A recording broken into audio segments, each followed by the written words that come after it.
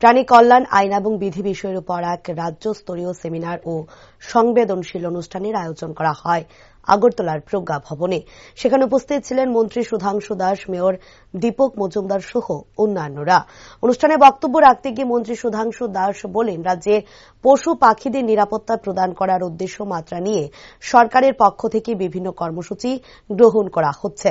সরকার চাই রাজ্যের মানুষ যেভাবে সহানুভূতি পায় একইভাবে পশু পাখিদের সুরক্ষার ক্ষেত্রে সহানুভূতি যেন প্রদান করা যায়। সে বিষয়ে আরো অনেক বেশি সচেতনতা বৃদ্ধি করার লক্ষ্যমাত্রা নিয়ে সেমিনারে আলোচনা করা হয়।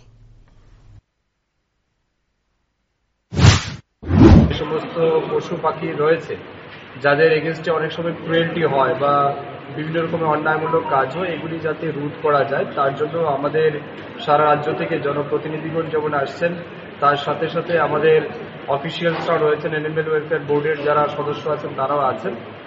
আমরা চাই এই রাজ্যের মানুষ যেভাবে সহানুভূতি পায় অন্যের কাছ থেকে, ঠিক তেমনি পশুদেরও তাদের জীবনকে সুরক্ষার জন্য যাতে কোনো রকমের ক্রুয়েলটি তাদের প্রতি না হয়, নিষ্ঠুরতা না হয়, তার জন্য আমরা পদক্ষেপ নিচ্ছি। এবং অ্যানিমেল ওয়েলফেয়ার বোর্ড সারা বছর এই ক্রুয়েলটি রোধ করার ক্ষেত্রে কাজ করে থাকে।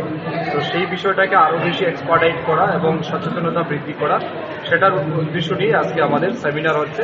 এবং এখানে বাইরে থেকে আমাদের প্রতিনিধিরা এসেছেন, টেকনিক্যাল পার্সনরা এসেছেন, তারা এটার উপর আরো বেশি আইনি বিষয়গুলির উপর তারা আলোকপাত করবেন এবং কিভাবে সারা রাজ্যে এটাকে আরো বেশি সচেতন করা যায় সেই বিষয়ে আলোচনা হবে।